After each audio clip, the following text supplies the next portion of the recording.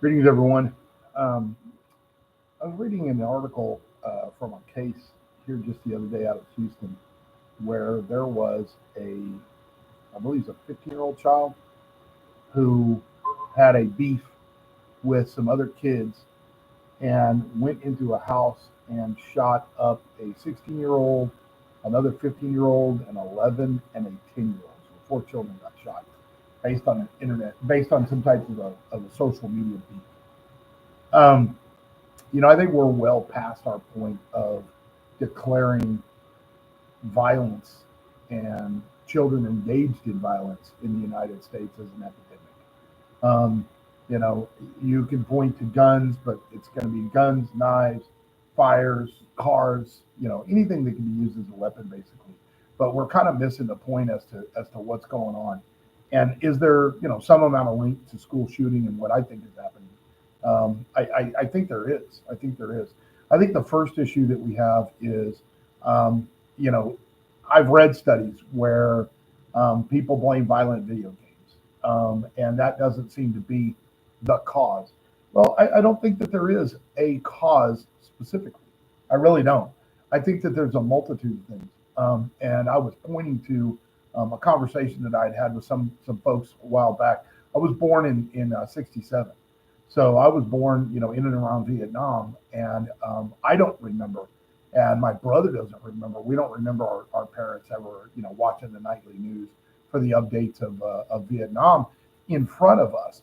And I think that was by design. They were insulating us away from that level of violence in the war that was going on. Well, today, because of the information flow, okay, I don't think that you can insulate your children from learning about some of the horrific things in the world. We want them to be exposed to these, but gradually, by the time that they're 21, 22, 23, they need to really know about the ugliness of what some human beings do to each other. But when they're 10, 11, 12, that's not the case. But nowadays they're seeing it. They're seeing, videos of people dying.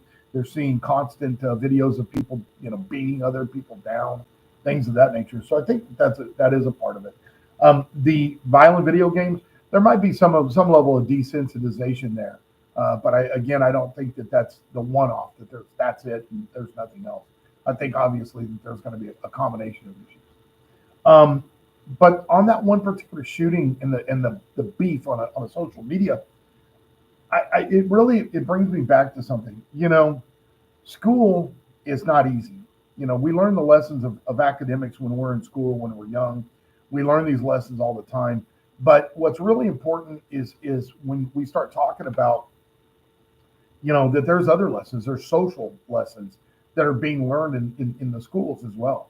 And, you know, everybody needs to admit part of it is, toughening up a little bit. Mom and dad tell you how special, how sweet you are, and how you're destined for everything. And then you go to school and other kids, tell you, you're stupid. And so, it does toughen you up. It starts to expose you gradually to the world that is not a nice place all the time, right?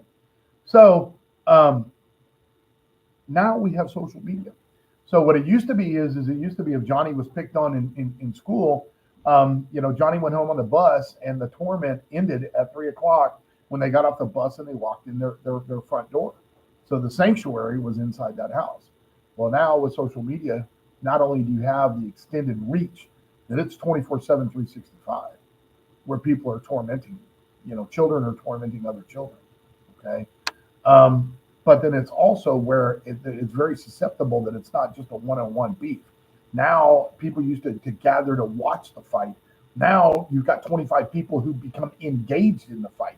So now it's, Johnny versus the world constantly, that they're being harassed. So I think that there's a convergence of those two issues, is probably a primary factor. And the genie's out of the bottle. I don't know, the mechanism to start kind of slowing those things down. We'll see, but clearly something needs to be done. Something that we need to address the mental health. We need to address these issues. And there was a big push on the bullying many years ago, but we seem to have kind of lost that as well. But maybe we need to pick it up some more. So. In the meantime, we'll see you next time. This is Dr. Doug.